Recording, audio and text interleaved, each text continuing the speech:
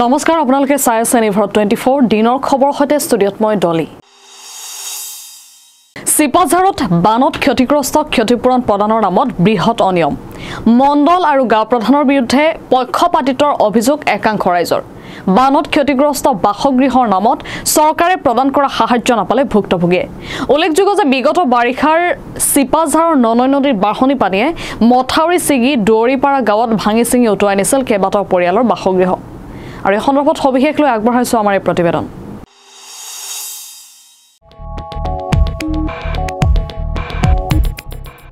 বানত ক্ষতিগ্ৰস্ত বাসগৃহৰ নামত চৰকাৰে প্ৰদান কৰা 1,20,000 টকাৰ সাহায্য নাপালে প্ৰকৃত ভুক্তভোগীয়ে বিগত বাৰিষাত সিপাঝাৰৰ ননৈ নদীৰ বাঢ়নি পানীয়ে মথাউৰি ছিগি দৌৰিপাৰা গাঁৱত ভাগি ছিগি উটুৱাই নিছিল কেইবাটাও পৰিয়ালৰ বাসগৃহ কিন্তু বাসগৃহৰ নামত চৰকাৰে প্ৰদান কৰা সাহায্যৰ ধন নাপালে একাংশ বানপীড়িত লোকে আনকি শৌচালয় আৰু তৎকালীনভাৱে প্ৰদান কৰা আৰ্থিক সাহায্যৰ পৰাও বঞ্চিত হ'ল একাংশ পৰিয়াল সাহায্য তথা ক্ষতিপূৰণৰ ধন বিতৰণত মণ্ডল আৰু গাঁও প্ৰধানে গোপন বুজাবুজিৰ আশ্ৰয় লোৱাৰ অভিযোগ তুলিছে দৌৰিপাৰাৰ একাংশ ৰাইজে এই ক্ষেত্ৰত জিলা আয়ুক্ত আৰু জনপ্ৰতিনিধিৰ হস্তক্ষেপৰ বাবে কাতৰ অনুৰোধ জনাইছে বঞ্চিত পৰিয়ালসমূহে ল'ৰা ছোৱালী স্কুলত যাব পৰা নাই আমি পাই ৰাস্তা পানীৰ ওপৰত আহিব লগা হৈছে চৰকাৰী সাহায্য একো আমি পোৱা নাই একো পোৱা নাই চাকৰিয়ালবিলাকে হৰ ভাঙা টকা পাইছে বস্তু পাইছে সাহায্য পাইছে আমি পানীৰ মুখত থাকি কিয় নাপাওঁ এখন ঘৰ 2-3 টকা পাইছি চাকৰি কৰাই চাবা যাৱাই আৰু মণ্ডলে গামৰে এই দুইটি কাম কৰিছি হাতত দিবা টকা লৈ ফেলে কাম কৰিছি এতিয়া আপোনালোকে অভিযোগ কৰিছে মণ্ডল আৰু গামবুঢ়াই মিলি ফেলে এই কামটো কৰিছি মণ্ডল আৰু গামবুঢ়াই ঘৰে চাব অহা নাই ক'ত খাব পাইছি না নাপাইছি আছে নে নাই ঘৰ দুৱাৰ আৰু এগৰাকীয়ে আমি মহিলাৰ সৈতে আমি কথা পাতিবৰ কাৰণে চেষ্টা কৰিম কি ক'ব বাৰু 1 লাখ টকা যি গোটাই গোটা ধনী মানুহ ঘৰ পাইছি আমাৰ দুখীয়া গিলাক তাৰমানে আমাৰ 1 লাখ নাংগে 20,000 নাংগে কিন্তু আমাক 10,000 কৰি ভগাই দিব লাগে আমাৰো তাৰমানে ঘৰ পাইছো ঘৰ পাওঁতে সেই ঘৰৰ বস্তুখিনি উঠাই নিছে তাৰ কাৰণে তাৰমানে ধনী মানুহবিলাকে আমাৰ কাৰণে বিচাৰা নাই বিচাৰ নোহোৱাৰ কাৰণে আমাৰ আমি এতিয়া লাগছো আৰু গাঁও গাঁৱৰ যাই পোৱা নাই আমাৰ ঘৰকে যাৱাই নাই কোনো এটা মানে আপোনালোকৰ ঘৰৰ নামত মানে পইচা পাইছিলো মই একবাৰ মালখিনি আমাৰ মাল গোটাই গৈছি একো পোৱা নাই এতিয়া লাগি এতিয়া বৰ্তমান ঘৰৰ পইচা খৰচ কৰি আছো তেওঁলোকে পোৱা নাই আমি বৰ্তমান এতিয়া একো পইচা পোৱা নাই মাত্ৰ 5,000 টকাটো পাইছো এতিয়া যেতিয়াও পাইছে এইটো পইচা আমি 4,000 পোৱা নাই নাপাৱাৰ কাৰণে আমাৰ দুখ লাগছে আমি গোটাই দুখীয়া আমাৰ এই 4 ঘৰ এক গোটাই দুখীয়া নিয়ম কৰিছে গাঁওবুঢ়া আৰু মণ্ডলে লগ লাগি মোৰ ঘৰখন পথাৰৰ মাজত একদম ঘৰৰ খিৰিকী তল হৈ গৈছে গৰু ছাগলী হাঁহ কুকুৰা একো নাই চব উঠি গৈছে এতিয়াও সোমাব পৰা নাই কিন্তু মণ্ডল গাঁওবুঢ়া আজি তাৰিখলৈ মোৰ ঘৰত তদন্ত কৰিব নগ'ল ছাৰ্ভে কৰিব নগ'ল তেওঁলোকে ইয়াতে মাজতে নিৰ্দিষ্ট কাৰোবাৰ ঘৰত বহি তেওঁলোকে অনিয়ম কৰি গৈছে অনিয়ম বুলিয়ে কৈছোঁ মানে যোগ্যজনক তেওঁলোকে অগ্ৰাধিকাৰ দিয়া নাই মানে যাৰ ঘৰত পানী উঠা নাই তেওঁলোকে পাইছে পানী উঠিছে কিন্তু আমাতকৈ তাৰমানে আমাৰ বিবেচনাত আমাতকৈ অযোগ্য কিন্তু যোগ্যজনক গাঁওবুঢ়া আৰু মণ্ডলে অগ্ৰাধিকাৰ দিয়া নাই এতিয়া কি বিচাৰিছে আপোনালোকে আমি ন্যায়িক মানে মুখ্যমন্ত্ৰী ন্যায় তদন্তৰ কাৰণে ঘোষণা কৰিবৰ কাৰণে অনুৰোধ জনাইছো আৰু দ্বিতীয়তে আমাক যাতে পুনৰ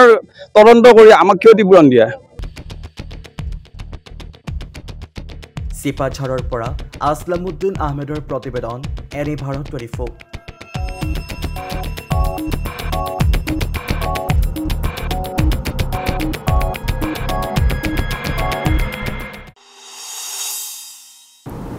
মহানগৰীত উদ্ধাৰ চুৰি সোণ মহানগৰীৰ মালিগাঁৱৰ কামাখ্যা ৰেল জংচনত উদ্ধাৰ হৈছে চুৰি সোণ ঘটনা সন্দৰ্ভত গ্ৰেপ্তাৰ কৰা হৈছে ইতিমধ্যে এগৰাকী লোকক ধৃত পশ্চিমবংগৰ সাগৰ প্ৰসাদ ৰায়ক গ্ৰেপ্তাৰ কৰা হয় 2 নং প্লেটফৰ্মত জিআৰপিয়ে গ্ৰেপ্তাৰ কৰে সাগৰ প্ৰসাদ ৰায়ক কাপোৰৰ বেগৰ ভিতৰত লুকুৱাই আনিছিল এই সোণখিনি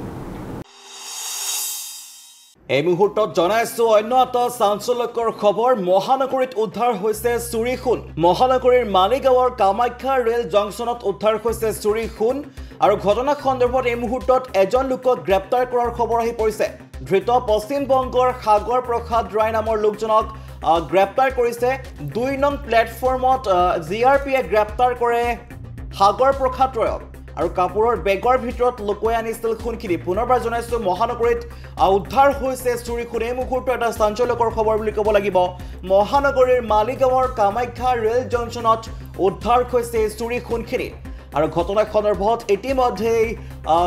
সাগৰ প্ৰসাদ ৰয় নামৰ এজন লোকক গ্ৰেপ্তাৰ কৰিছে আৰক্ষীয়ে। পশ্চিম বংগৰ এই ধৃত সাগৰ প্ৰসাদ ৰয় আৰু 2 নং প্লেটফৰ্মত জিআৰপিয়ে উদ্ধাৰ কৰে। জিআৰপিয়ে গ্ৰেপ্তাৰ কৰিছে সাগৰ প্ৰসাদ ৰয়ক। কাপোৰৰ বেগৰ ভিতৰত লুকুৱাই আনিছিল সোণখিনি।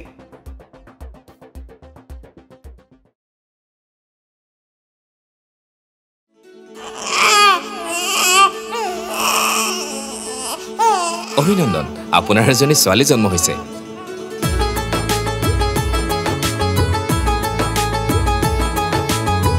লাহি পাহি এজনী পৰি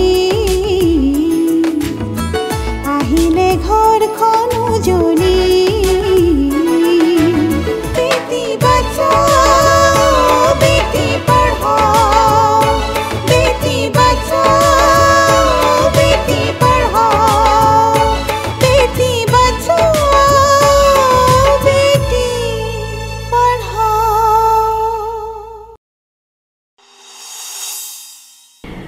নিৰ্বাচনৰ দিন চমু চাপি অহাৰ লগে লগে তুংগত উঠিছে ৰাজনৈতিক দলসমূহৰ নিৰ্বাচনৰ প্ৰচাৰ। ইয়াৰ সমান্তৰালকৈ ক্ৰমাৎ আকৰ্ষণীয় হৈ পৰিছে 13 নং ডিব্ৰুগড় লোকসভা সমষ্টিৰ নিৰ্বাচনী প্ৰচাৰ। বিৰোধী ঐক্যমঞ্চৰ প্ৰাৰ্থী লুৰিণজ্যোতি গগৈয়ে সমষ্টিবাসীৰ ঘৰে ঘৰে গৈ চলাইছে নিৰ্বাচনী প্ৰচাৰ।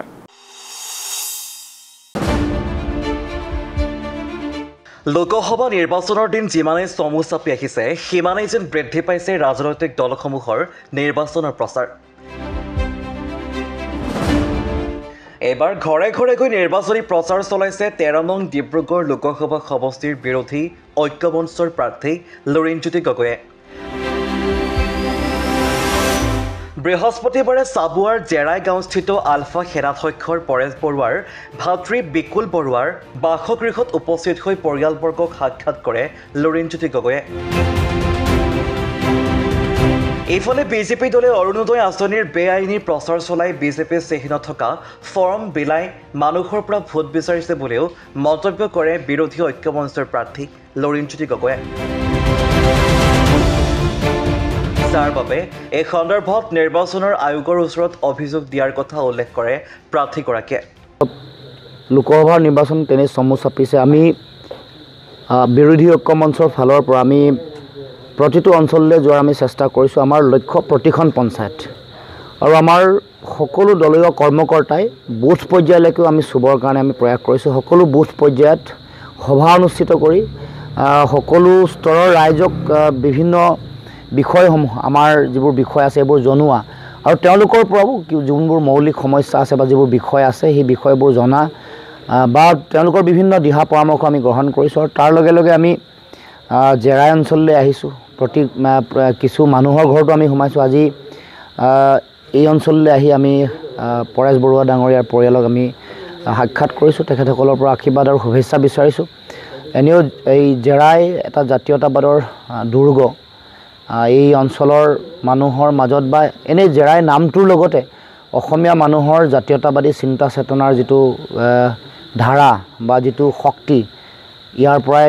মানুহৰ মাজত এটা শক্তি দিয়ে। গতিকে আজি এই অঞ্চললৈ আহি ৰাইজৰ লগতো মত বিনিময় কৰিছোঁ। তাৰ লগে লগে কিছু দুই এঘৰ মানুহকো আমি এনেকৈ সাক্ষাৎ কৰি তেওঁলোকৰ পৰা শুভেচ্ছা আৰু আশীৰ্বাদ বিচাৰিছোঁ।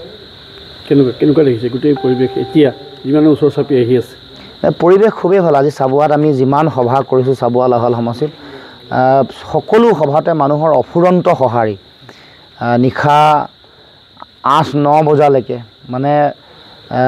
বিদ্যুৎ নথকাৰ অৱস্থাটো মোবাইল জ্বলাই মানুহে সভালৈ অপেক্ষা কৰিছে 2-3 ঘণ্টা সময়। এইটোৱে জাতীয়তাবাদৰ প্ৰতি ভাল পোৱা বা শেহতীয়াকৈ যিটো চৰকাৰৰ যিটো তেওঁলোকৰ স্বৈৰতান্ত্ৰিক যিটো মানসিকতা, গণতন্ত্ৰৰ সংকট, মানুহ যে আৰু অৰ্থনৈতিকভাৱে বিপৰ্যস্ত অৱস্থাত আছে, তাৰে বহিঃপ্ৰকাশ আমাৰ প্ৰতি ভাল পোৱা বা শাসকীয় পক্ষ বিৰোধী যিটো চিন্তা সেইটোৰ প্ৰতিফলন ঘটিছে। সকলো আমি গাঁৱে গাঁৱে গৈছোঁ, বিভিন্ন চাহ বাগিচা অঞ্চলতো আজি সভা হৈছে। সকলোতে অতি উৎসাহপূৰ্ণ পৰিৱেশ। চাহ বাগিচা অঞ্চলত আজি এখন সভাত হাজাৰ হাজাৰ মানুহ উপস্থিত হৈছে আৰু 2-3 ঘণ্টা ৰৈ আছে। গতিকে মই মানুহৰ উৎসাহ দেখি আত্মবিশ্বাস লাহে লাহে বাঢ়িছে আৰু মই এইটো অনুভৱ কৰিব পাৰিছোঁ যে এইবাৰ মানুহ যদিও বহু কথা মুখ খোলা নাই কিন্তু ইভিএমৰ বুকুত এইবাৰ মানুহৰ খং ক্ষোভ জাতিক কৰা অন্যায় অবিচাৰ এইবোৰৰ উত্তৰ তেওঁলোকে শক্তিশালীভাৱে দিব নহয় এইটো অৰুণোদয় ফৰ্মৰ যি পত্ৰ বিতৰণ কৰিছে এইটোতো বেআইনী এতিয়া নিৰ্বাচনৰ কোড অফ কণ্ডাক্ট লগাৰ সময়ত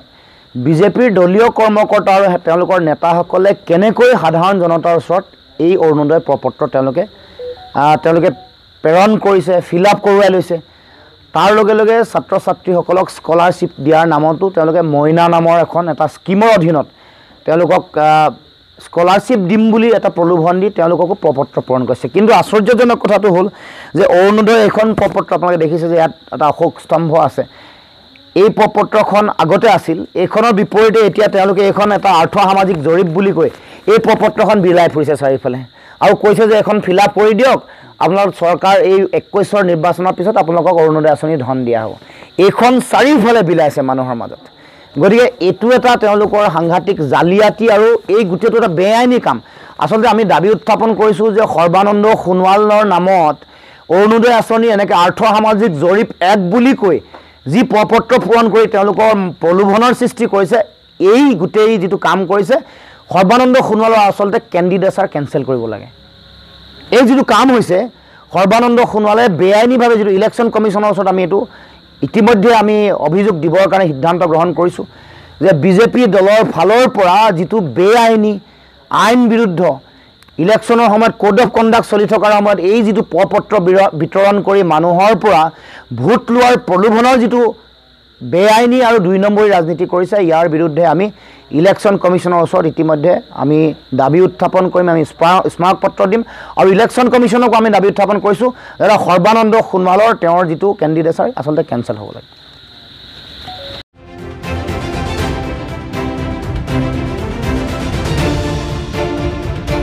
চাবুৱাৰ পৰা সূৰ্যোদয় কোঁৱৰ ৰিপৰ্ট এনি ভাৰত 24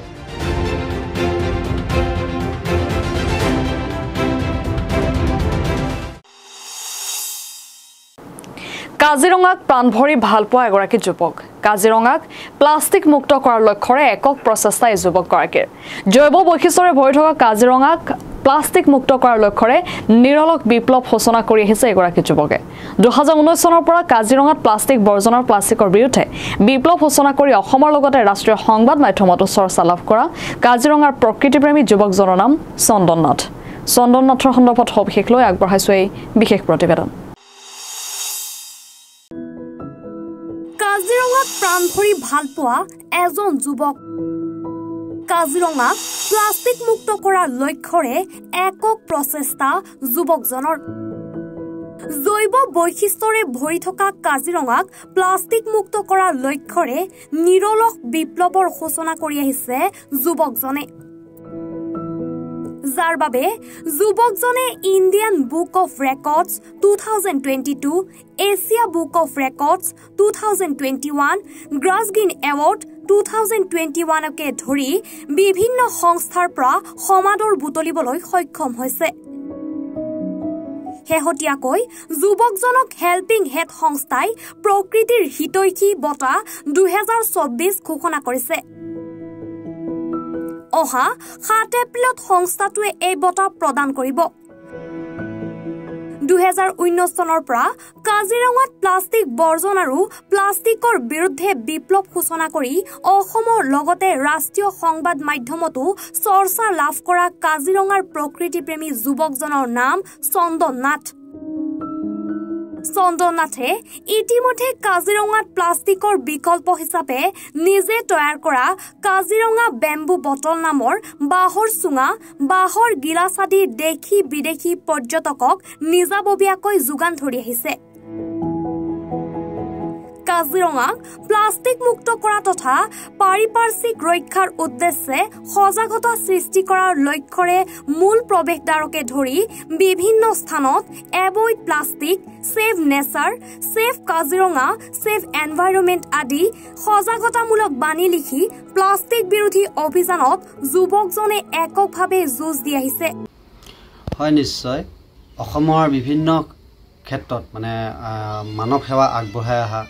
অসমৰ স্বেচ্ছাসেৱী এক অনুষ্ঠান হেল্পিং হেণ্ড সংস্থা আৰু তেওঁলোকৰ 7 এপ্ৰিলত বৰ্ষপূৰ্তি আৰু সেই বৰ্ষপূৰ্তি অনুষ্ঠানৰ লগত সংগতি ৰাখি তেওঁলোকে অসমৰ বিভিন্ন ক্ষেত্ৰত আগবঢ়োৱা বৰঙণিৰ বাবে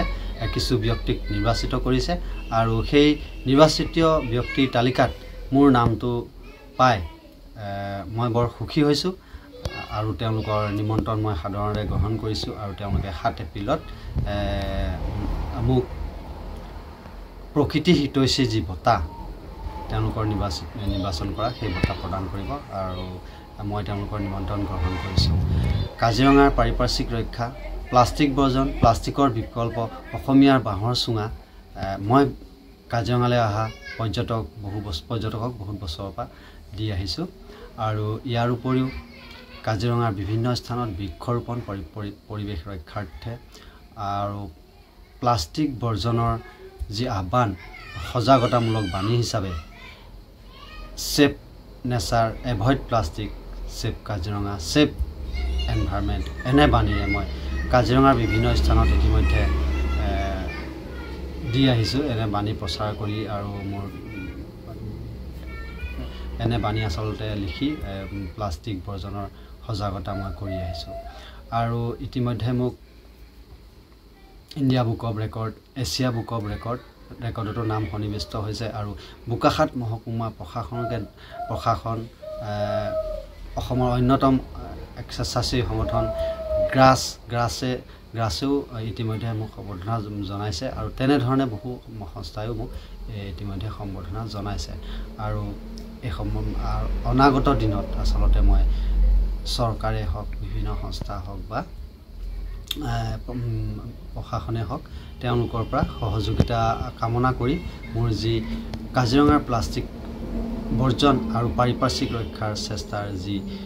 ক্ষুদ্ৰ চেষ্টা সেই চেষ্টা আচলতে আগবঢ়াই নিবলৈ সহযোগিতা আশা কৰিম আৰু অনাগত দিনত সকলোৰ পৰা এই সহযোগিতাও কামনা কৰিম আৰু মই শেষত সকলোকে ধন্যবাদ জনাইছোঁ যে মোৰ এই ক্ষুদ্ৰ চেষ্টাত উৎসাহিত কৰাৰ বাবে অমল দাৱৰ প্ৰতিবেদন এনি ভাৰত 24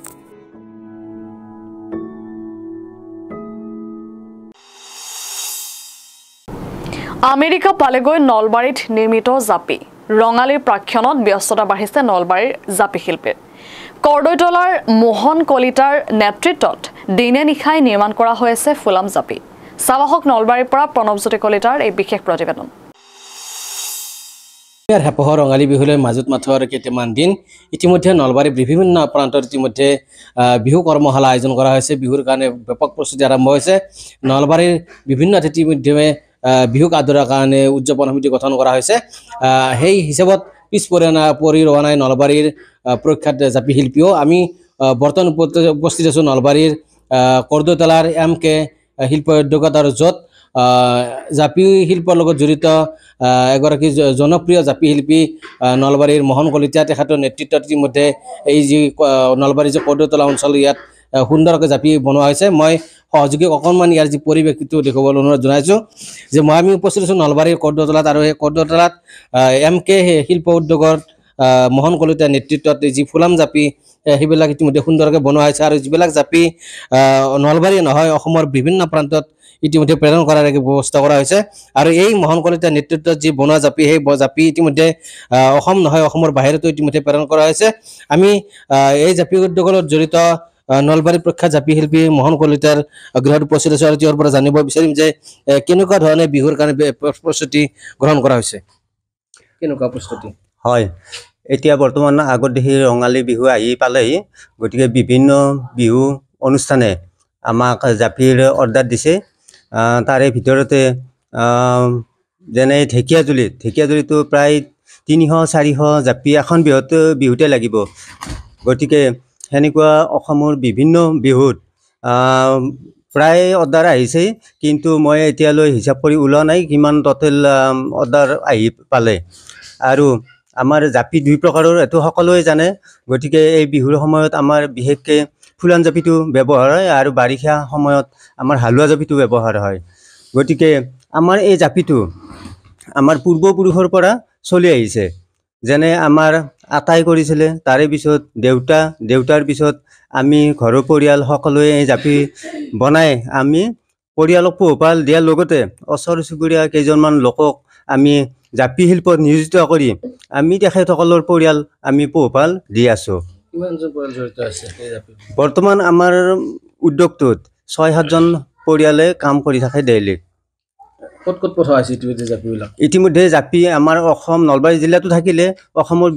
বিভিন্ন প্ৰান্তত আমি জাপি পঠাইছোঁ। তাৰ বাহিৰেও আমেৰিকাত এটি ফল্ডিং জাপি বনাই পঠাইছোঁ। ডাঙৰ জাপিটো ডাঙৰ, কিন্তু বেগৰ ভিতৰত জাপিটো বনাই পঠাইছোঁ। হয়, আমি ধন্যবাদ জনাইছোঁ মোহন কলিতা ডাঙৰীয়াক আৰু তেখেতৰ পৰিয়াল ইতিমধ্যে এই যি জাপি শিল্পৰ লগত ইতিমধ্যে জড়িত হৈছে। তেখেতৰ ভাতৃ পুতুল কলিতা জড়িত হৈছে, তেখেতৰ ভাই বোৱাৰী, লগতে তেখেতৰ সহধৰ্মিনী আমাৰ সৈতে উপস্থিত আছে। কেনেকুৱা ধৰণে জড়িত আছে এই শিল্পৰ লগত? কাম কৰি আছোঁ আৰু বৰ্তমান। কিমান দিনৰ পৰা জড়িত আছে?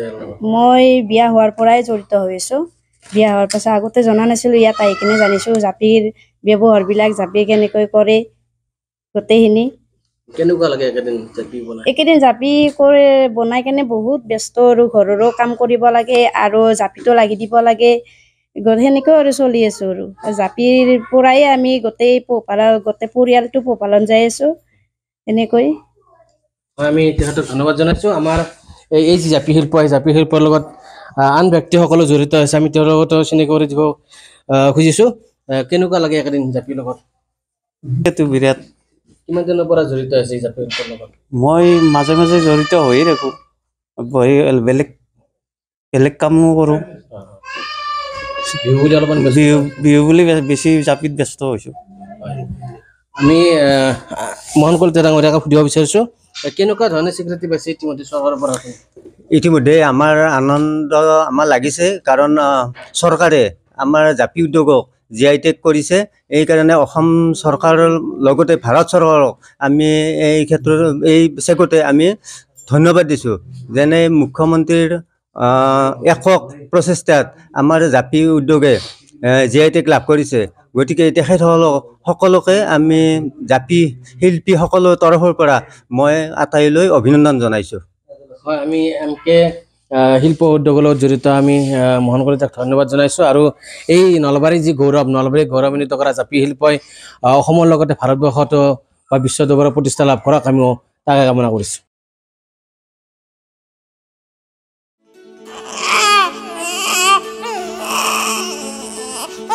অভিনন্দন, আপোনাৰ এজনী ছোৱালী জন্ম হৈছে।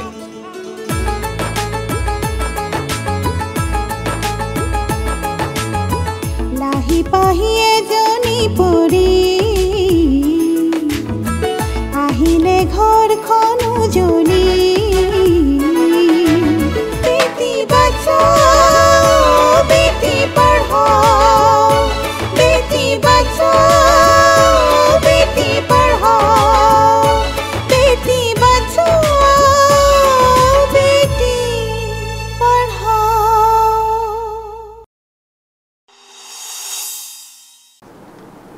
ৰূপহীহাটৰ পূব শিঙিমাৰীত ভয়ংকৰ ঘটনা, পাৰিবাৰিক কণ্ডলৰ ভয়ংকৰ পৰিণতি। সম্পৰ্কীয় ভাতৃ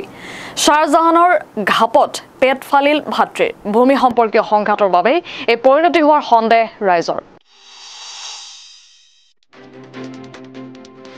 এই মুহূৰ্তত জনাই আছোঁ এটা চাঞ্চল্যকৰ খবৰ। ৰূপহীহাটৰ পূব শিঙিমাৰীত ভয়ংকৰ ঘটনা, পাৰিবাৰিক কণ্ডলৰ ভয়ংকৰ পৰিণতি। সম্পৰ্কীয় ভাতৃৰ শ্বাহজাহানৰ ঘাপত পেট ফালিল ভাতৃৰ। আৰু আহত লোকজনৰ নাম ৰেকিবুল ইছলাম বুলি জানিব পৰা গৈছে। ভূমি সম্পৰ্কীয় সংঘাতৰ বাবে পৰিণতি হোৱাৰ সন্দেহ ৰাইজৰ। আৰু আঘাতপ্ৰাপ্ত লোকজনক ততাতৈয়াকৈ নগাঁও মেডিকেল কলেজত ভৰ্তি কৰে। পৰৱৰ্তী সময়ত উন্নত চিকিৎসাৰ বাবে গুৱাহাটীলৈ প্ৰেৰণ কৰে লোকজনক। পুনৰবাৰ জনাইছে মুহূৰ্তৰ ৰূপহীহাটৰ পূব শিঙিমাৰীত ভয়ংকৰ ঘটনা, পাৰিবাৰিক কণ্ডলৰ ভয়ংকৰ পৰিণতি। সম্পৰ্কীয় ভাতৃৰ শ্বাহজাহানৰ ঘাপত পেট ফালিল ভাতৃৰ। আৰু আহত লোকজনৰ নাম ৰেকিবুল ইছলাম বুলি জানিব পৰা গৈছে। ভূমি সম্পৰ্কীয় সংঘাতৰ বাবে পৰিণতি হোৱাৰ সন্দেহ ৰাইজৰ। আৰু আঘাতপ্ৰাপ্ত লোকজনক ততাতৈয়াকৈ নগাঁও মেডিকেল কলেজত ভৰ্তি কৰে। পৰৱৰ্তী সময়ত উন্নত চিকিৎসাৰ বাবে গুৱাহাটীলৈ প্ৰেৰণ কৰে লোকজনক। পুনৰবাৰ জনাইছে মুহূৰ্তৰ এটা চাঞ্চল্যকৰ খবৰ।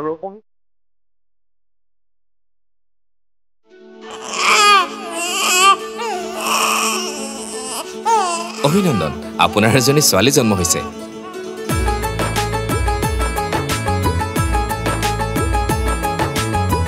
লাহি পাহি এজনী পৰি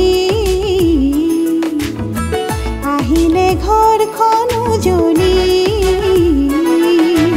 বেটি বাঁচাও বেটি পঢ়াও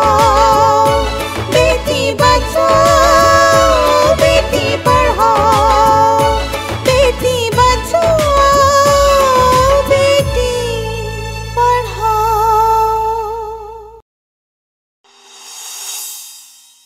দিনৰ খবৰ মাজতে লৈ লৈছে এটা চমু বাণিজ্যিক বিৰতি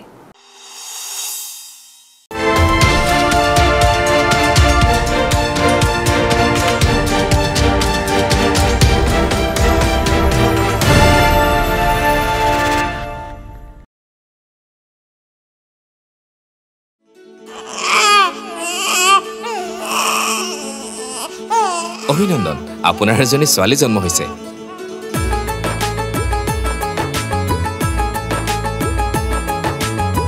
লাহি পাহি এজনী পৰি আহিলে ঘৰখন উজলি বেটি বাঁচাও বেটি পঢ়াও বেটি বাঁচাও বেটি পঢ়াও বেটি বাঁচাও বেটি পঢ়াও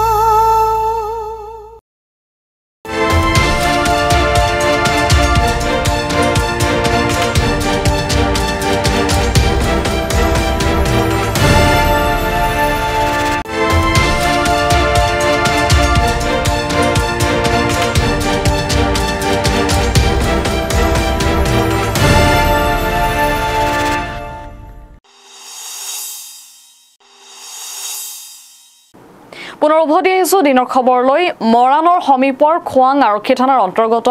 ঘুগুলনি বঙালী আহোম গাঁৱত চাঞ্চল্যকৰ ঘটনা মাতৃয়ে কুঠাৰেৰে মৰিয়াই হত্যা কৰিলে নিজ পুত্ৰক আহত বুধেশ্বৰ গগৈক অসম চিকিৎসা মহাবিদ্যালয়লৈ লৈ যোৱা হয় যদিও আদবাটতে মৃত্যু খাবতি লোৱাত ঘৰলৈ লৈ আহে মৃতদেহ পাৰিবাৰিক কণ্ডলৰ বাবে এক হত্যাকাণ্ড সংঘটিত হোৱাৰ সন্দেহ প্ৰকাশ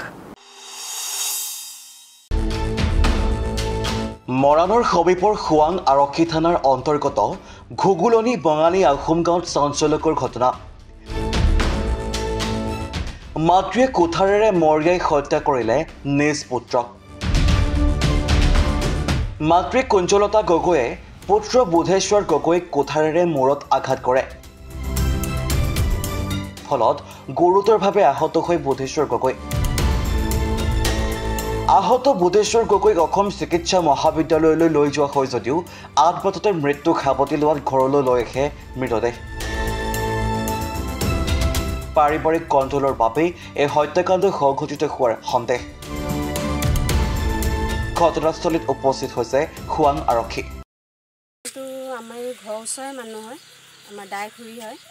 তাৰপৰা আমি ভাবিলোঁ আমি ভাত খাব লৈছিলোঁ ভাত খোৱাৰ সময়তে ল'ৰা ছোৱালী মাত শুনিলোঁ কান্দি আছিলে আমি কেলেনো ইমান হুলস্থুল কৰিছে বুলি ওলাই আহিব লওঁতে ঘৰ ওচৰৰে দোকানী এঘৰ আছিলে বোৱাৰীজনীয়ে ক'লে বাইদেউ আহকচোন বোলে ল'ৰাটোক কুঠাৰ মাৰিলে বোলে মাৰিয়ে পেলালে সেনেকৈ বুলি ক'লে সঁচাকৈ আমি দৌৰি গৈছোঁ বাহিৰৰ ৰুমৰ দুৱাৰ চুকতে পৰি আছে ল'ৰাটো আৰু কেইবাঘাপো মাৰিলে কুঠাৰত গোটেইটো সোমোৱাই থৈছে মাথাতে কি নাম আছিলে কুঞ্জলতা গগৈ মাকৰ নাম আৰু ল'ৰাটোৰ নাম বুধেশ্বৰ গগৈ বুধেশ্বৰ কোন কোন আছে সিহঁতৰ পৰিয়াল আছে অলপ আঁতৰে আঁতৰে আছে বুধেশ্বৰৰ কোন কোন আছে ল'ৰা ছোৱালী ল'ৰা এটা ছোৱালী এজনী আৰু ছোৱালীজনী বৰ্তমান ঘৰত নাই মৰণত থাকে প্ৰশাসনক খবৰ দিয়া হ'লনে খবৰ দিয়া হ'ল বুধেশ্বৰ এতিয়া মেডিকেললৈ প্ৰেৰণ কৰা হৈছে নেকি মেডিকেললৈ লৈ গৈছে খোৱাং থানাৰ পৰা এবাৰ দেখাই মেলি তাৰপৰা মেডিকেল নিলে এতিয়া বৰ্তমান মোক খবৰটো লোৱা নাই তেনেকুৱা কি হৈ আছে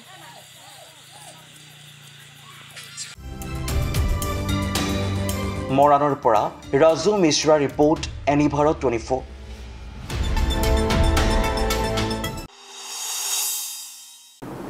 শিৱসাগৰত নিৰ্বাচনী নিয়ম ভংগৰ অভিযোগ ৰাইজৰ দলৰ ভোটাৰক আকৰ্ষিত কৰাৰ গুৰুতৰ অভিযোগ ৰাইজৰ দলৰ নেতাকৰ্মীৰ শিৱসাগৰত এতিয়া বিজেপি কৰ্মীসকলে ঘৰে ঘৰে বিলাই ফুৰা এখন বিশেষ আবেদন পত্ৰ লৈ সৰ্বত্ৰ চলিছে চৰ্চা আজি 10 বছৰে ভাৰতবৰ্ষত শাসনত থকা এই যে বিজেপি চৰকাৰ এই বিজেপি চৰকাৰ শেহতীয়াকৈ আমি এটা কথা লক্ষ্য কৰিছোঁ গাঁৱে ভূঞে এখন ফৰ্ম বিলাইছে অৰুণোদয় নামত কিবা স্কলাৰশ্বিপৰ নামত এনেকুৱা ধৰণৰ সস্তীয়া ৰাজনীতি এই দলটোৱে শেহতীয়াকৈ নিৰ্বাচন জিকাৰ কৌশলত তপন গগৈ এতিয়া পৰাজয়ৰ আশংকাত আচলতে এনেকুৱা ধৰণৰ এখন সস্তীয়া মানে মানুহক ঠগাৰ এখন মানে জৰীপৰ নামত যি অৰুণোদয় জৰীপৰ নামত এখন আমি ফৰ্ম বিলাই থকা দেখিছোঁ এইটো নিৰ্বাচন আয়োগক আমি দৃষ্টিগোচৰ কৰিব খুজিছোঁ আমি উপায়ুক্তৰ দৃষ্টিগোচৰ কৰিব খুজিছোঁ অনতিপলমে এই ফৰ্মখন বিলোৱাটো বন্ধ কৰক আৰু আমি ৰাইজৰ দলে এই কথাটো নিন্দা কৰিছোঁ আৰু অতি সোনকালে এই ফৰ্মখন আমি বন্ধ কৰিবলৈ আমি অনুৰোধ জনাইছোঁ আৰু নিৰ্বাচন আয়োগক পুনৰবাৰ কৈছোঁ নিৰ্বাচন আয়োগৰ যাতে আমি দৃষ্টিগোচৰ কৰিব খুজিছোঁ এনেকুৱা ধৰণৰ যাতে নিৰ্বাচনী কৌশল আজি 10 বছৰ শাসনত থকা উন্নয়নৰ আজি ঢল বৈ গৈছে বুলি ৰাইজৰ আগত হঠাতে কথাৰ ফুলজাৰি মাৰি থকা আচলতে এনেকুৱা নিৰ্বাচনৰ সময়ত এনেকুৱা ধৰণৰ সস্তীয়া আৰু মানুহক ঠগাৰ যি মানে ৰাজনীতি কৰিব খুজিছে ফৰ্ম বিলাই ঘৰে ঘৰে ফৰ্ম বিলাই তেখেত দলীয় কৰ্মীসকলক ফৰ্ম যোগেদি ফৰ্ম বিলাই যিটো সস্তীয়া অৰুণোদয় আঁচনিৰ নামত যিটো এই মুহূৰ্তত কেতিয়া আপুনি সকলোৱে জানো অৰুণোদয় আঁচনি কেতিয়াও দিব নোৱাৰে ইয়াত আমাৰ বিধায়কৰ এটা গুৰুত্বপূৰ্ণ ৰুল থাকে বা ভূমিকা থাকে তাৰ পাছতো যে এই ফৰ্মবোৰ কি কাৰণে বিলাই আছে আৰু এখন নিৰ্বাচনী আয়োগক আমি দৃষ্টি আকৰ্ষণ কৰিব খুজিছোঁ আৰু অনতিপলমে আমি ৰাইজৰ দলে অনুৰোধ জনাইছোঁ যে এই ফৰ্মবোৰ বিলোৱাৰ কাৰ্যত নিৰ্বাচনী আয়োগে হস্তক্ষেপ কৰিব লাগে আমি অনুধাৱন কৰিছোঁ যে ইয়াৰ বিধি উলংঘা হৈছে নিৰ্বাচনী বিধি উলংঘা হৈছে ধন্যবাদ তাকে ইতিমধ্যে নিৰ্বাচনৰ সকলো দলে নিৰ্বাচনত অৱতীৰ্ণ হৈছে যোৰহাট লোকসভা সমষ্টিত আমি দেখিছোঁ বিজেপি দলে ভোটাৰক প্ৰলোভিত কৰিব বিচাৰিছে বিভিন্ন বুথ কমিটিবিলাক গাঁৱে গাঁৱে তেওঁলোকে বিভিন্ন বুথ কমিটিৰ বিজেপিৰ বুথ কমিটিৰ মানুহে গৈ পেলাই আমাৰ মহিলাসকলক গাঁৱৰ মহিলাসকলক প্ৰলোভিত কৰিব খুজিছে ভোটাৰক তেওঁলোকে অৰুণোদয় ফৰ্ম বিতৰণ কৰিছে এই চেগতে মই নিৰ্বাচন আয়োগক মই আহ্বান জনাইছোঁ আপোনালোকে অতি শীঘ্ৰে এই ক্ষেত্ৰত তদন্ত কৰক আৰু বিজেপিয়ে যি ধৰণে নিৰ্বাচনৰ নীতি নিয়ম উলংঘা কৰিছে তাৰ বাবে তেওঁলোকক দায়ী কৰক কাৰণ কি নিৰ্বাচনী বৈতৰণি যেনে তেনে পাৰ হ'বলৈ বিজেপি এবাৰ যেনে তেনে পাৰ হ'বলৈ তেওঁলোকে এই প্ৰক্ৰিয়াবিলাক হাতত লৈছে আৰু অনাগত দিনত তেওঁলোকে টকা পইচাৰে ৰাজনীতি কৰিব বিচাৰিছে মানুহক টকা পইচাৰে কিনিব খুজিছে মই আহ্বান জনাইছোঁ শিৱসাগৰবাসী ৰাইজক যোৰহাট লোকসভাবাসী ৰাইজক অসমৰ ৰাইজক আহ্বান জনাইছোঁ বিজেপিৰ প্ৰলোভনত যাতে ভোট নিদিয়ে কাৰণ এতিয়া অৰুণোদয় চেপ্টাৰ শেষ কোনেও অৰুণোদয় আঁচনি দিব নোৱাৰে ইলেকশ্যনৰ পিছতো দিব নোৱাৰে গতিকে সাৱধান ৰাইজ আৰু কাৰো অৰুণোদয় আঁচনি কাটিব নোৱাৰে বিজেপিয়ে এতিয়া গাঁৱে গাঁৱে প্ৰচাৰ চলাইছে আৰু আমাৰ লাখটকীয়া বাইদেউসকলক আমি আহ্বান জনাইছোঁ আপোনালোকে অন্ধভাৱে বিজেপিক সমৰ্থন নকৰিব কাৰণ কি জাতি মাটি ভেটি ৰক্ষা কৰিম বুলি শাসনৰ গাদী লোৱা বিজেপিয়ে অসমীয়া জাতিক নিষেধ কৰিবলৈ ওলাইছে এতিয়া আপোনালোকক লাখটকীয়া বাইদেউ বনাব বিচাৰিছে অথচ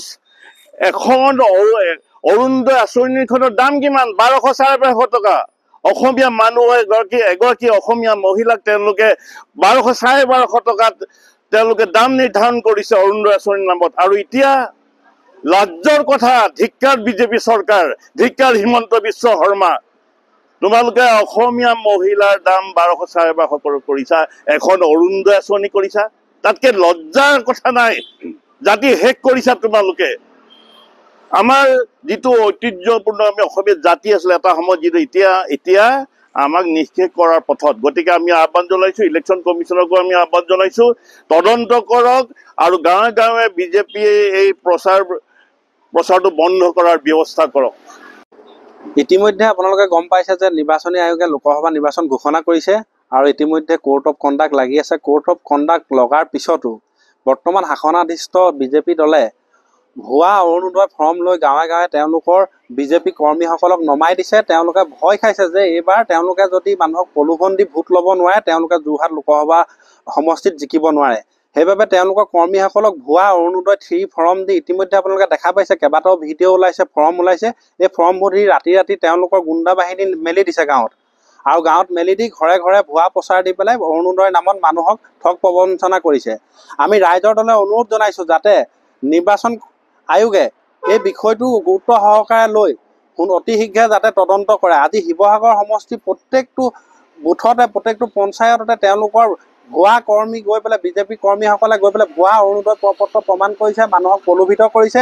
যিহেতু আপোনালোকে জানে যে কোৰ্ট অফ কণ্ডাক্ট যেতিয়া লাগি থাকে তেতিয়া কোনো দলে তেনেধৰণৰ ভুৱা প্ৰচাৰ কৰিব নোৱাৰে কাৰোবাক কিবা বস্তু তেনেকৈ দিম বুলি ফৰ্ম চহী কৰাব নোৱাৰে কিন্তু আমাৰ হাতত প্ৰমাণ আছে আমি অভিযোগ দিছোঁ তাৰ পিছতো নাজানো কিহৰ বাবে নিৰ্বাচনী আয়োগ নিমাত হৈ আছে এই বিজেপি চৰকাৰে এই গণতান্ত্ৰিকভাৱে নিৰ্বাচন হ'বলৈ দিয়া নাই তেওঁলোকে অকল ধন বল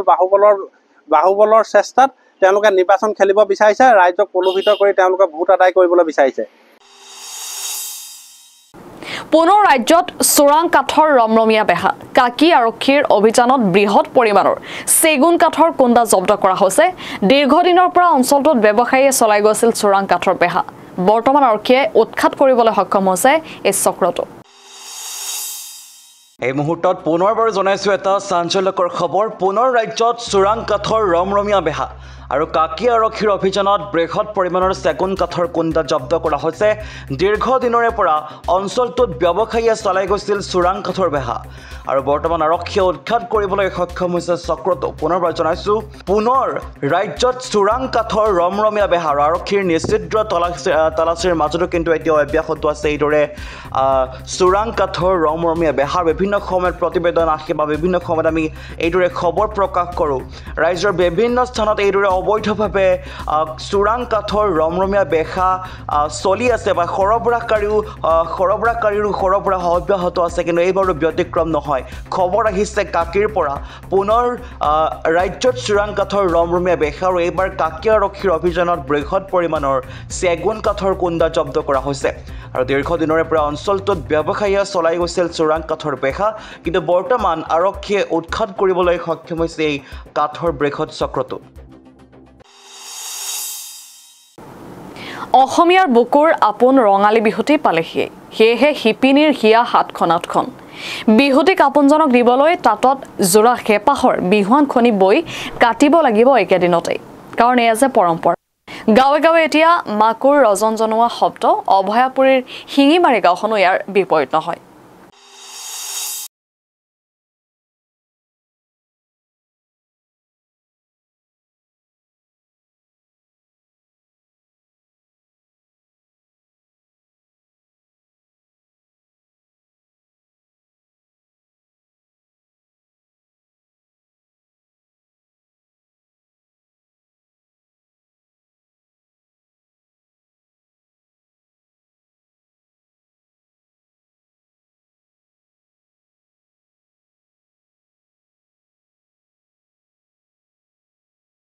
গাঁৱে গাঁৱে এতিয়া মাকুৰ ৰজন জনোৱা শব্দ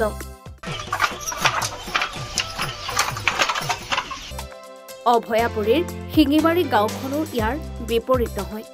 যুৱতী বোৱাৰী সকলো ব্যস্ত হৈ পৰিছে তাঁতত লগোৱা বিহুৱানৰ দিশ আৰু বাণীৰ জোখত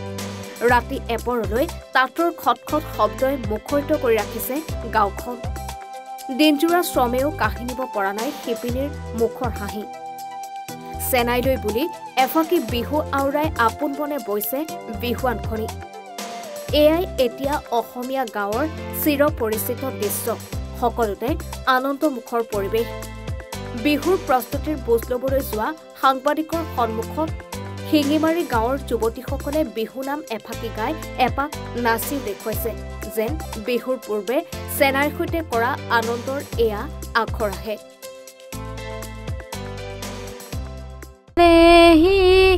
ফুলিছে ভেবেলিয়তা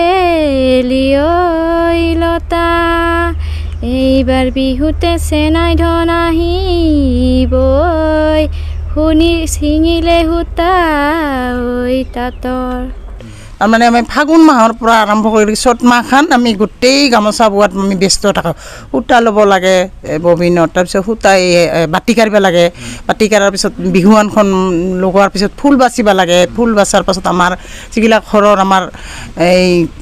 পিতা মাতা গোটেই সৰু মানে হেৰিগিলাখনক চবকে আমি গামোচা দিয়া হয় আৰু এই নতুন বছৰত আৰু এইখানত আমি যদি আমি এই গামোচাখন নওঁ এইখানে আমাৰ ৰক্ষা কবচ বুলি আমি মানে হেৰি কৰি লৈছোঁ আৰু কাৰণ যিহেতু আমি বহাগ বিহুত প্ৰত্যেকবাৰে আমি নতুনকৈ বিহুৱানখন দিবই লাগিব আৰু এই বিহুৰ কাৰণে সেইকাৰণে আমি বহুত মানে এইকেইদিন বহুত ব্যস্ত হৈ থাকোঁ বিহু তাৰপিছত আৰু সেইখিনি বিহু অহাৰ পিছততো আৰু বিহুথলীত যামেই শিঙিমাৰি অভয়াপুৰীৰ পৰা ছফিকুল ইছলামৰ ৰিপৰ্ট এনিভাৰত 24।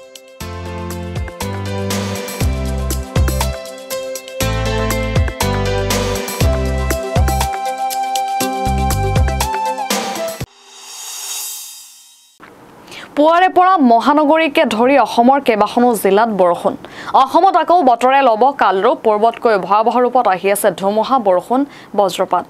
মহানগৰীকে ধৰি কেইবাখনো জিলালৈ জাৰি কৰা হৈছে সতৰ্কবাণী কোন জিলালৈ সতৰ্কবাণী জাৰি কৰা হৈছে সবিশেষ লৈ আগবঢ়াইছে প্ৰতিবেদন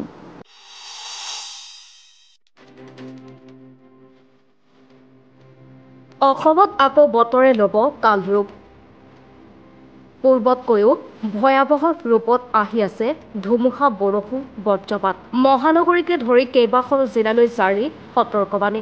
উজনিৰ পৰা নামনিলৈ কেইবাখনো জিলাত ধুমুহা বৰষুণৰ এলাৰ্ট জাৰি কৰিছে আঞ্চলিক বতৰ বিজ্ঞান কেন্দ্ৰই ধুমুহা শিলাবৃষ্টিৰে কৰিব পাৰে সাধাৰণ জনজীৱন স্তব্ধ আজি তিনিচুকীয়াত ভয়ংকৰ অৰেঞ্জ এলাৰ্ট প্ৰদান কৰিছে আঞ্চলিক বতৰ বিজ্ঞান কেন্দ্ৰই ধুবুৰী দক্ষিণ শালমৰা গোৱালপাৰাত য়েল্লো এলাৰ্ট জাৰি কোকৰাঝাৰ বৰপেটা নলবাৰী বঙাইগাঁও হোজাই দৰং কামৰূপ মেট্ৰ' নগাঁও গোলাঘাট পশ্চিম কাৰ্বি আংলং শোণিতপুৰ বিশ্বনাথ লখিমপুৰ ধেমাজি যোৰহাট মাজুলী শিৱসাগৰ ডিব্ৰুগড় কাছাৰ চৰাইদেউ ডিমা হাছাও হাইলাকান্দি কৰিমগঞ্জত য়েল্লো এলাৰ্ট জাৰি কৰিছে আঞ্চলিক বতৰ বিজ্ঞান কেন্দ্ৰই যিটো পুৱাৰে পৰা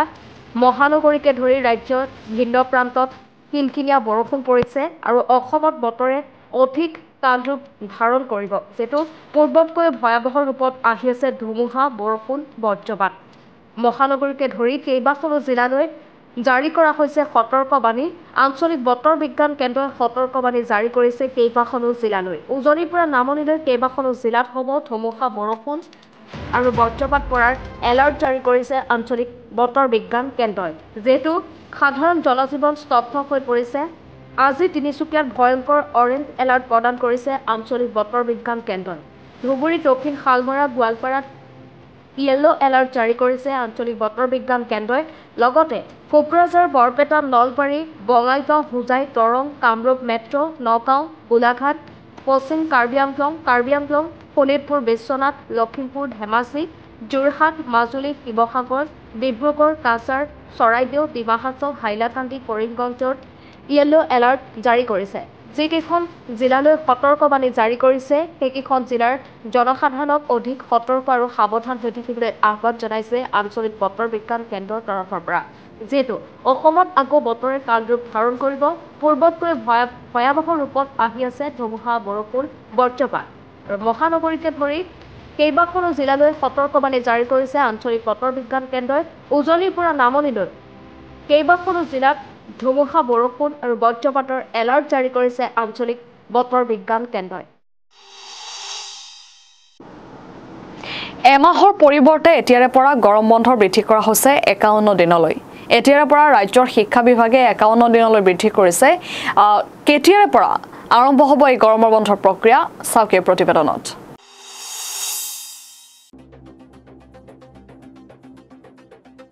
গ্ৰীষ্ম বন্ধ 51 দিনলৈ বৃদ্ধি ঘোষণা হ'ল শিক্ষা বিভাগৰ গৰম বন্ধৰ দিন উৎকট গৰমৰ বাবে বৃদ্ধি কৰা হৈছে গ্ৰীষ্ম বন্ধ এমাহৰ পৰিৱৰ্তে 51 দিনলৈ বৃদ্ধি হ'ল গ্ৰীষ্ম বন্ধ 11 মে'ৰ পৰা 30 জুনলৈ হ'ব এইবাৰৰ গ্ৰীষ্ম বন্ধ অধিক গৰমৰ বাবে এই সিদ্ধান্ত গ্ৰহণ কৰা হৈছে ৰাজধানী চহৰ দিল্লীত শিক্ষা বিভাগৰ গ্ৰীষ্ম বন্ধৰ ক্ষেত্ৰত এই সিদ্ধান্ত ছাত্ৰ-ছাত্ৰীৰ স্বাস্থ্যৰ প্ৰতি লক্ষ্য ৰাখি এই সুন্দৰ পদক্ষেপ হোলীৰ পিছৰ পৰা দিল্লীত যেহেতু বৃদ্ধি পাইছে উৎকট গৰমৰ পুনৰ জনাইছো এমাহৰ পৰিৱৰ্তে এতিয়াৰে পৰা গৰম বন্ধ দিন বৃদ্ধি কৰা হৈছে 51 দিনলৈ এতিয়াৰে পৰা ৰাজ্যৰ শিক্ষা বিভাগে 51 দিনলৈ বৃদ্ধি কৰিছে গৰম বন্ধৰ দিন উৎকট গৰমৰ বাবে বৃদ্ধি কৰা হৈছে গ্ৰীষ্ম বন্ধৰ দিন আৰু এমাহৰ পৰিৱৰ্তে 51 দিনলৈ বৃদ্ধি হ'ল গ্ৰীষ্ম বন্ধ 11 মে'ৰ পৰা 30 জুনলৈ হ'ব এইবাৰৰ গ্ৰীষ্ম বন্ধ এক অধিক গৰমৰ বাবে এই সিদ্ধান্ত গ্ৰহণ কৰিছে ৰাজ্যৰ শিক্ষা বিভাগে ৰাজধানী চহৰ দিল্লীত শিক্ষা বিভাগৰ গ্ৰীষ্ম বন্ধৰ ক্ষেত্ৰত এই সিদ্ধান্ত যাতে ছাত্ৰ-ছাত্ৰীৰ স্বাস্থ্যৰ প্ৰতি লক্ষ্য ৰাখি সুন্দৰ পদক্ষেপ গ্ৰহণ কৰিছে দিল্লীৰ শিক্ষা বিভাগে হোলীৰ পিছৰ পৰা দিল্লীত যেহেতু বৃদ্ধি পাইছে উৎকট গৰমৰ তাৰ পাছতে ৰাজধানী চহৰ দিল্লীত শিক্ষা বিভাগৰ গ্ৰীষ্ম বন্ধৰ ক্ষেত্ৰত এই সিদ্ধান্ত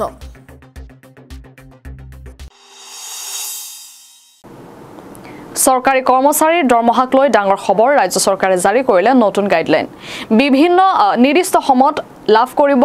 কৰ্মচাৰীসকলে দৰমহা সকলো বিভাগকে মাৰ্চ মাহৰ দৰমহা সময়মতে আদায় দিবলৈ নিৰ্দেশ দিয়া হৈছে চৰকাৰী কৰ্মচাৰীৰ দৰমহাক লৈ এই মুহূৰ্তত এটা ডাঙৰ খবৰ ৰাজ্য চৰকাৰে জাৰি কৰিলে নতুন গাইডলাইন নিৰ্দিষ্ট সময়ত লাভ কৰিব কৰ্মচাৰীৰ দৰমহা আৰু সকলো বিভাগকে মাৰ্চ মাহৰ দৰমহা সময়মতে আদায় দিবলৈ নিৰ্দেশ 16 লাখ চৰকাৰী কৰ্মচাৰীৰ দৰমহা সন্দৰ্ভত এই মুহূৰ্তত এটা ডাঙৰ সিদ্ধান্ত চৰকাৰৰ সকলো বিভাগকে কৰ্মচাৰীৰ মাৰ্চৰ দৰমহা দিবলৈ নিৰ্দেশ আৰু বিত্ত বৰ্ষৰ অন্তিমটো মাহ মাৰ্চ মাহৰ দৰমহা এপ্ৰিল মাহত সময়মতে প্ৰদান কৰিবলৈ নিৰ্দেশ চৰকাৰৰ শনিবাৰে বিত্ত বিভাগে ইয়াৰ বাবে আনুষ্ঠানিক নিৰ্দেশনা জাৰি কৰিছে আৰু উত্তৰ প্ৰদেশ চৰকাৰে কৰ্মচাৰীৰ সকাহৰ বাবে জাৰি কৰিছে এই নিৰ্দেশনা পুনৰবাৰ জনাইছো চৰকাৰী কৰ্মচাৰীৰ দৰমহাক লৈ মুহূৰ্তত এটা ডাঙৰ খবৰ ৰাজ্য চৰকাৰে জাৰি কৰিলে নতুন গাইডলাইন আৰু নিৰ্দিষ্ট সময়মতে চৰকাৰী কৰ্মচাৰীৰ দৰমহা আদায় কৰিবলৈ নিৰ্দেশনা জাৰি কৰিছে আৰু সকলো বিভাগকে মাৰ্চ মাহৰ দৰমহা সময়মতে আদায় দিবলৈ নিৰ্দেশ আৰু ৰাজ্যৰ 16 লাখ চৰকাৰী কৰ্মচাৰীৰ দৰমহা সন্দৰ্ভত এই মুহূৰ্তত এটা বৃহৎ সিদ্ধান্ত চৰকাৰৰ আৰু চৰকাৰী সেক্টৰ বা চৰকাৰী কৰ্মচাৰী প্ৰতিটো বিভাগৰ চৰকাৰী কৰ্মচাৰীৰ মাৰ্চ মাহৰ দৰমহা দিবলৈ নিৰ্দেশ দিছে আৰু বিত্তীয় বৰ্ষটোৰ অন্তিমটো মাহ মাৰ্চ মাহৰ দৰমহা এপ্ৰিল মাহত সময়মতে প্ৰদান কৰিবলৈ নিৰ্দেশ জাৰি কৰিছে চৰকাৰে অৰ্থাৎ যি সময়ত পূৰ্বতে দৰমহা দিয়া হৈছিল বা দৰমহা প্ৰদান কৰিছিল ঠিক সেইদৰেই পূৰ্বৰ সময়মতে বা সেই সময়মতে এতিয়া এপ্ৰিল মাহতো দৰমহা প্ৰদান কৰিবলৈ নিৰ্দেশ জাৰি কৰিছে চৰকাৰে আৰু শনিবাৰে বিত্ত বিভাগে ইয়াৰ বাবে এক আনুষ্ঠানিক নিৰ্দেশনাও জাৰি কৰিছে আৰু উত্তৰ প্ৰদেশ চৰকাৰে কৰ্মচাৰীৰ সকাহৰ বাবে জাৰি কৰিছে এই নিৰ্দেশনা